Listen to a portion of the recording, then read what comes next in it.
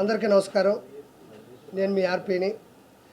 మొదటగా చెప్పాలంటే మొదటి రోజు పాలిటిక్స్లోకి రావాలి అనుకున్నప్పుడు జగన్మోహన్ రెడ్డి లాంటి దౌర్జన్యమైనటువంటి అవినీతి అక్రమార్కుడిని ఎదిరించాలనుకున్నప్పుడు మొదట పెట్టిన ప్రెస్ మీట్ నుంచి ఈ రోజుటి వరకు చిన్న ఛానల్ నుంచి పెద్ద ఛానల్ తేడా లేకుండా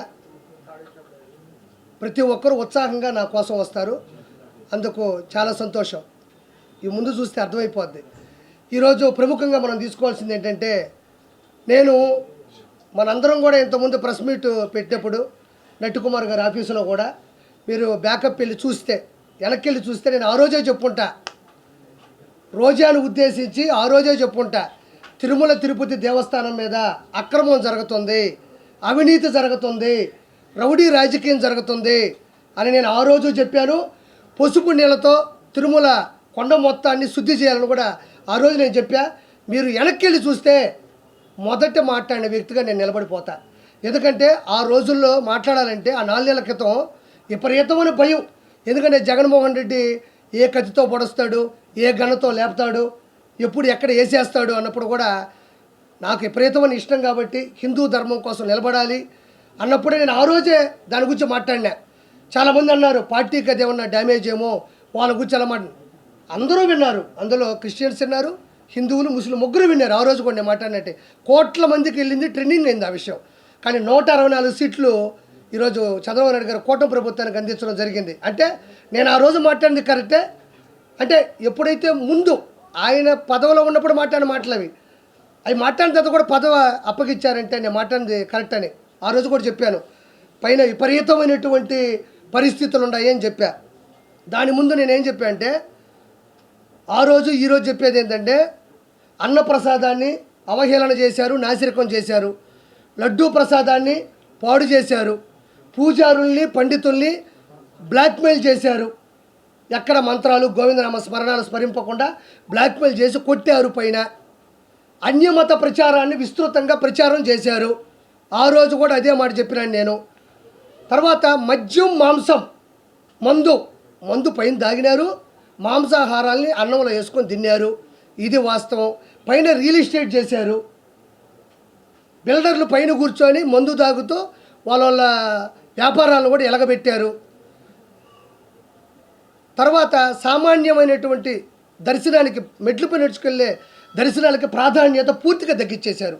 అంటే మెట్ల మీద నడుచుకుంటూ వెళ్తూ ఉంటే ఫ్రీ టోకెన్ ఇచ్చేవాళ్ళు, పైకి వెళ్తే విఐపి దర్శనంలో ఉండేది. అది ₹1 ఖర్చు పెట్టకుండా ఎవరైతే నడుస్తారో వాళ్ళకి ప్రత్యేకమైనటువంటి పరిస్థితులు అక్కడ కల్పిస్తుంటే వాళ్ళని చాలా చీప్గా చూసి వాళ్ళకి ఆ కంకణం కట్టకుండా పైకి వెళ్తే సర్వదర్శనంలో అలానే క్యూలో నిలబెట్టి, కంపార్ట్మెంట్లో నిలబెట్టి తిరుమల కొండ మీద జైలును ప్రవేశపెట్టిన ఏకైక వ్యక్తి దొంగ దౌర్భాగ్యుడు జగన్మోహన్ రెడ్డి. కంపార్ట్మెంట్లో పోతే లోపల పోతే దద్దోజనంలే, పులిహోరలే, చక్కటి మజ్జిగలే, పాలులే, సాంబార్ రైస్లే, ఎక్కడ కింద నుంచి పైకి నడుచుకుంటూ వెళ్ళే పేదవాళ్ళు కావచ్చు, దేవుణ్ణి విపరీతంగా ఇష్టపడి కోట్లు ఉండేవాళ్ళు కూడా కావచ్చు, వాళ్ళు ఏంటంటే డబ్బులు పెట్టి పెద్ద దర్శనాలు మనకొద్దు, దేవుణ్ణి మనం క్యూ లైన్లోనే వెళ్ళి చూస్తేనే అదొక గౌరవం అని చెప్పి వెళ్ళే వాళ్ళకు కూడా లోపలికి సర్వదర్శనానికి వెళ్ళే మన క్యూ లైన్లోకి వెళ్తే చాలు ఒక 20,000 మందిని ఆ పక్క ఈ పక్క తాళాలు వేసేసి ఫ్యాన్లు మొత్తం ఆపేసి అక్కడ అద్భుతంగా ఇచ్చే సాంబార్ రైస్ ప్రపంచంలో ఎక్కడ దొరకదు ఆ టేస్ట్. సాంబార్ రైసు, దద్దోజనం, పులిహోర, చక్కటి మజ్జిగ, చక్కటి పాలు ఇచ్చేటువంటి పూర్తిగా ఆపేసి ఫ్యాన్లు ఆపేసి జైల్లో పెట్టినటువంటి పరిస్థితి. అక్కడి నుంచి కంపార్ట్మెంట్లోకి వెళ్ళినా కూడా ఇంతకుముందు 54 ఇంచెస్ నుంచి 100 పైనుండే ఇంచెస్ టీవీలు పెట్టేవాళ్ళు, గోవిందనామ స్మరణాలు, వెంకటేశ్వర స్వామి మహిత్యం, అన్నమయ్య సినిమాలు వేసేవాళ్ళు. ఇప్పుడు పోయి మీరు చూడండి, మీరు వెళ్ళి చూడండి. అంటే ఇప్పుడు మారుంటుంది, వచ్చి కూడా 3 నెలలే కాబట్టి ఇంకా మార్పులు వస్తాయి. పైకి వెళ్తే ఆ లోపలికి వెళ్తే ఒక్క టీవీ కూడా ఉండదు.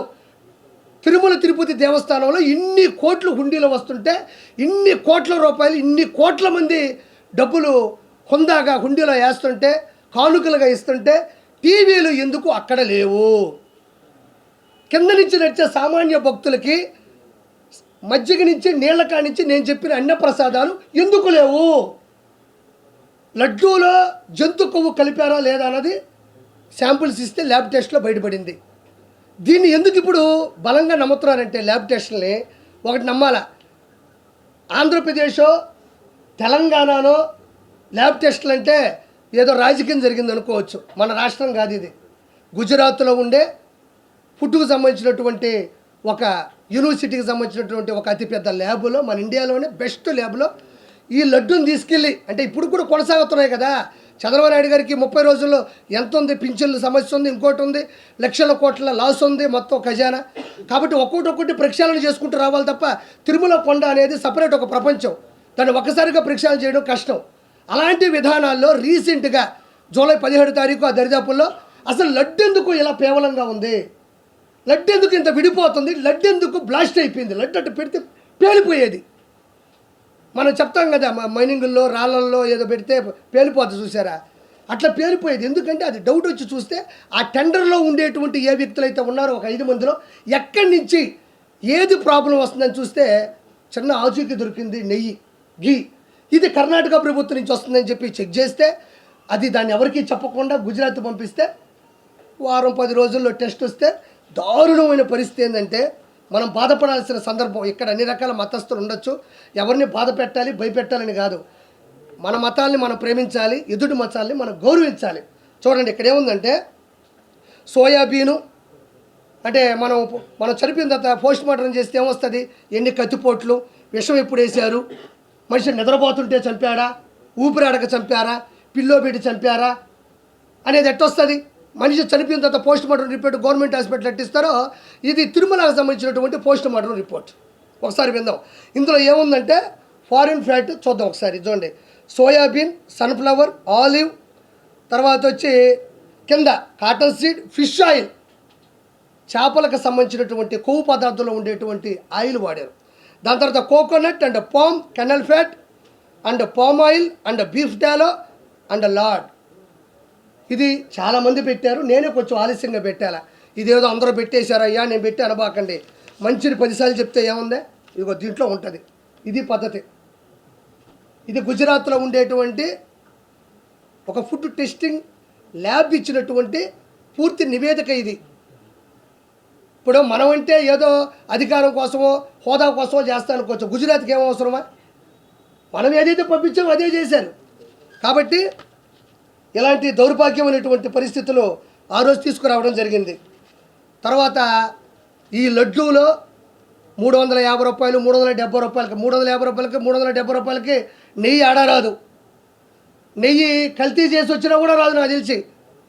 అంటే ఇది ఓన్లీ కేవలం నేను మొన్న నెల్లూరు నుంచి తెప్పించుకున్నా, యాదాయపాలెం నుంచి 850 రూపాయలు కేజీ. 850 రూపాయలు ఒరిజినల్ నెయ్యి నేను వేదాయపాలెం నుంచి తెప్పించుకుంటే నందిని నెయ్యి కర్ణాటక నుంచి వచ్చేటప్పుడు వాళ్ళు అతి తక్కువ ధరకి 550 రూపాయలు, 600 ఆ దరిదాపుల్లో వాళ్ళు ఇచ్చేవాళ్ళు. ఎందుకంటే మాకు ఆదాయం వద్దు సార్, ఒరిజినల్ రేటుకు మేము ఇచ్చేస్తాం, ఆ వెంకన్న సన్నిధిలో మాకు మంచి జరిగితే చాలు, మేము ఎప్పుడన్నా అక్కడికి వచ్చి ఆయనకి మా బాధలు మేము చెప్పుకుంటామని చెప్పారు.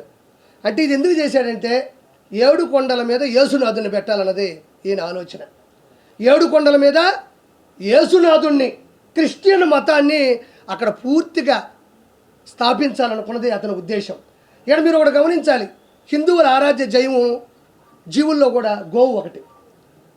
దానికి సంబంధించినటువంటి కొవ్వు పదార్థాన్ని కూడా ఇందులో కలుపుంది. తర్వాత పంది కొవ్వును కూడా ఇందులో కలుపుంది, చేప కొవ్వును కూడా ఇందులో కలుపుంది. ప్రపంచంలో ఎక్కడా లేని అద్వితీయమైనటువంటి శక్తి కలిగినట్టు కలియుగ భగవంతుడు ఆంధ్రప్రదేశ్ రాష్ట్రానికి నిజమైన రాజధాని తిరుమల. తర్వాత అమరావతి కావచ్చు, దాని ముందు ఉమ్మడి రాష్ట్రాలు హైదరాబాద్ కావచ్చు, ఆంధ్రప్రదేశ్కి నిజమైన ఆకర్షణీయమైన రాజధాని ఏదన్నా ఉందంటే అది తిరుమల అని నేను గౌరవంగా చెప్తాను. ఎందుకంటే ఆంధ్రప్రదేశ్ అనగానే మొదట గుర్తుకొచ్చేది రాజకీయాలు ఇవి కాదు, తిరుమల. మీ ఆంధ్రప్రదేశ్లో తిరుపతి దగ్గర తిరుమల ఉంటుంది. ఇప్పటికీ కూడా అతిపెద్ద కోటీశ్వరులు కూడా ఒక పైకి వెళ్ళడానికి ఒక టికెట్ దొరికితే చాలబ్బా, పైన ఒక రూమ్ దొరికితే చాలబ్బా అనుకుంటారు. 7 కొండల మీద కొన్ని లక్షల సంవత్సరాల క్రితం అడవులతో, విష జంతువులతో, విష సర్పాలతో నిండిపోయిన 7 కొండల మీద మెట్లు పెట్టుకుంటూ పైకి వెళ్ళి దాన్ని మళ్ళీ పైన వాహన మార్గాలను పెట్టి ఈరోజు ఒక ఇల్లు కట్టడానికే నానా సంకలు నాగతాం. అలాంటిది 7 కొండల మీద వెలిసినటువంటి వెంకటేశ్వర స్వామికి ఇంత ప్రత్యేకత ఆకర్షణ ఎందుకున్నంటే 7 కొండల మీద, ఒక కొండ 2 కొండలు కాదు, విపరీతమైనటువంటి ఎత్తు, విపరీతమైనటువంటి శేషాచల అడవులు, విపరీతమైనటువంటి విష జంతువులు, వాటి మధ్యన కూడా పైన నిలబడి అక్కడ స్వామి నిలబడ్డాడు. కాబట్టి దీనికి ప్రత్యేకమైన గౌరవం ఈ ప్రపంచంలో దక్కింది. అలాంటి దాన్ని ఇంతవరకు ఎంతమంది సీఎంలు వచ్చారంటే మనం ప్రత్యేకంగా చెప్పలే. నీలం సంజీవ్ రెడ్డి గారు, దామోదర్ సంజయ్ గారు, దామోదర్ టి అంజయ్ గారు, తర్వాత కాసు బ్రహ్మానంద రెడ్డి గారు, కోట్ల విజయభాస్కర్ గారు, నేదురుమల్లి జనార్దన్ రెడ్డి గారు, ఎన్టీ రామారావు గారు, నాదెండ్ల భాస్కర్రావు గారు, కిరణ్ కుమార్ రెడ్డి గారు, చంద్రబాబు నాయుడు గారు, వైఎస్ రాజశేఖర రెడ్డి గారు, ఎంతోమంది, జలగం వెంగళరావు గారు, పివి నరసింహారావు గారు, ఎంతమంది చీఫ్ మినిస్టర్లు ఎవరు వచ్చినా రాజకీయాల్లో పథకాల్లో ఏమైనా ఇబ్బందులు ఉండొచ్చు, ఏమన్నా ఇంకేదన్నా ప్రాబ్లమ్స్ ఉండి ఓడిపోయిన వాళ్ళు ఉండే గెలిచిన ఉన్నారు. కానీ తిరుమల తిరుపతి దేవస్థానానికి జోలికి వెళ్ళినోడు ఈ ప్రపంచంలో మన ఆంధ్రప్రదేశ్ సీఎంలు అయితే ఎవరూ లేరు.